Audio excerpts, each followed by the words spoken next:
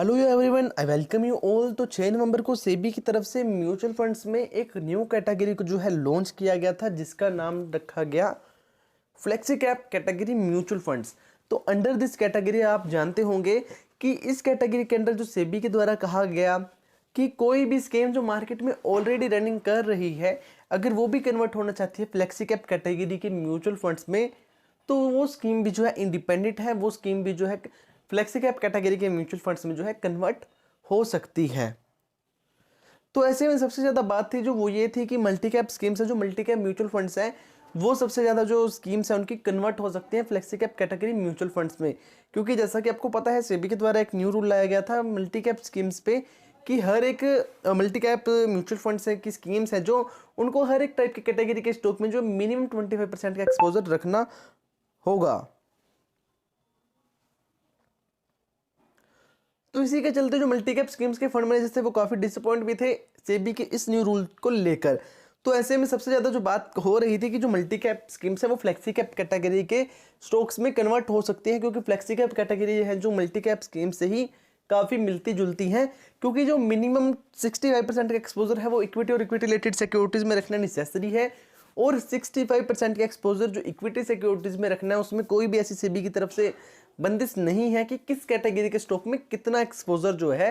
रखना है। सिर्फ ये था कि मिनिमम 65% का एक्सपोजर जो है इक्विटी और इक्विटी रिलेटेड सिक्योरिटीज़ में रखना नेसेसरी था। तो 6 नवंबर को सेबी की तरफ से फ्लेक्सी कैप कैटेगरी को लॉन्च किया गया, और ठीक 8 नवंबर को यानी कि एक दिन बाद ही मल्टी कैप स्कीम्स में एयूएम वाइज सबसे बड़ा जो फंड है मल्टी कैप कैटेगरी में, Kotak standard multi cap fund, जिसका एयूएम लगभग 29,000 समथिंग करोड़ है, उनके फंड मैनेजर नीलेश साहा जी की तरफ से कहा गया कि जो Kotak standard multi cap fund को है रिक्लासिफाइड किया जा रहा है, कन्वर्ट किया जा रहा है flexi cap category mutual funds में। यानी कि Kotak standard multi cap fund को Kotak standard flexi cap fund जो है बनाया जाएगा। तो ऐसे में उनकी तरफ से कहा गया कि कोई भी स्कीम में चेंजेस नहीं किए जा रहे, जो स्कीम का इन्वेस्टमेंट प्रोसेस है, इन्वेस्टमेंट क्राइटेरिया है, फंड मैनेजर है, जो बिल्कुल सेम एज इट इज़ रहेंगे। सिर्फ जो है स्कीम का नेम चेंज कर दिया गया है, स्कीम को अनदर कैटेगरी में जो है कन्वर्ट कर दिया गया है। तो स्कीम में कोई भी चेंजेस नहीं रहने वाला, क्योंकि जैसा कि मैंने आपको बताया कि flexi cap category mutual funds में किसी भी कैटेगरी के स्टॉक में कितना भी एक्सपोजर रख सकते हैं, वो फिर चाहे लार्ज कैप हो, मिड कैप हो या स्मॉल कैप कैटेगरी के स्टॉक्स हों। तो इसी के चलते ठीक 4 दिन बाद 12 नवंबर को अर्ली मॉर्निंग में Motilal Oswal mutual fund house की तरफ से न्यूज़ आती है कि Motilal Oswal multi cap 35 fund है जो उसको भी रिक्लासिफाइड किया जा रहा है फ्लेक्सी कैप कैटेगरी में, यानी कि रिप्लेस किया जा रहा है, कन्वर्ट किया जा रहा है फ्लेक्सी कैप कैटेगरी के म्यूचुअल फंड्स में। तो अगर मैं बात करूं Motilal Oswal multi cap 35 fund के बारे में, तो Motilal Oswal multi cap 35 fund है जो AUM wise multi cap category के स्कीम्स में 4th नंबर पर जो है फंड है। तो यानी कि Motilal Oswal multi cap 35 fund का नेम चेंज करके Motilal Oswal flexi cap 35 fund जो है रखा जाएगा, ऐसा फंड हाउस की तरफ से कहा गया। तो सेम एज इट इज़, जैसा कि मैंने आपको बताया, Kotak standard multi cap fund में भी कोई भी इन्वेस्टमेंट प्रोसेस सेम रहेगा, कोई भी चेंजेस नहीं किया जाएगा, इन्वेस्टमेंट क्राइटेरिया बिल्कुल सेम रहेगा। तो ठीक इसी प्रकार जो फंड हाउस की तरफ से न्यूज़ दी गई कि कोई भी चेंज नहीं रहने वाला, सेम एज इट इज़ जो है स्कीम का जो क्राइटेरिया है, इन्वेस्टमेंट क्राइटेरिया है, वो बिल्कुल सेम एज इट इज़ रहेगा। तो चलिए बढ़ते हैं अपनी बात की और देखते हैं। On November 6 Motilal Oswal AMC has announced On November 12, Motilal Oswal AMC has announced to reclassify Motilal Oswal Multi-Cap 35 Fund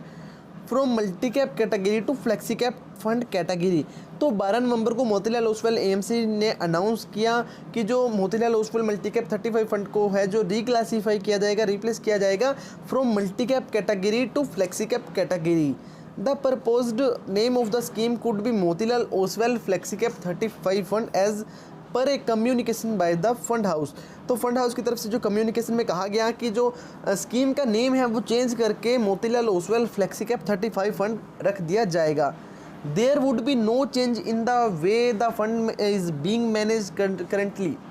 तो ऐसा कोई भी चेंज नहीं किया जाएगा स्कीम में कि जिस प्रकार फंड को मैनेज किया जा रहा है, और जो फंड को मैनेज कर रहे हैं उनमें किसी भी तरह का जो है चेंजेस नहीं किए जाएंगे। और जो फंड को अभी मैनेज कर रहे हैं आकाश सिंघानिया जी, वो जो फंड को will continue to be the fund manager as well. तो आकाश सिंघानिया जो कि फंड मैनेजर हैं स्कीम के, वो भी सेम रहेंगे और आगे भी उसको Motilal Oswal multi cap 35 fund को जो है मैनेज करते रहेंगे, says the mutual fund house. तो म्यूचुअल फंड हाउस की तरफ से ये जो कम्युनिकेशन न्यूज़ में कहा गया। Motilal Oswal multi cap 35 fund was launched in April 2014। तो जो Motilal Oswal multi cap 35 fund है 2014 अप्रैल में लॉन्च किया गया था। जो टोटल AUM है इस टाइम इस स्कीम का 11,015 करोड़ यानी कि 11,015 करोड़ रुपए इस स्कीम का टोटल AUM है।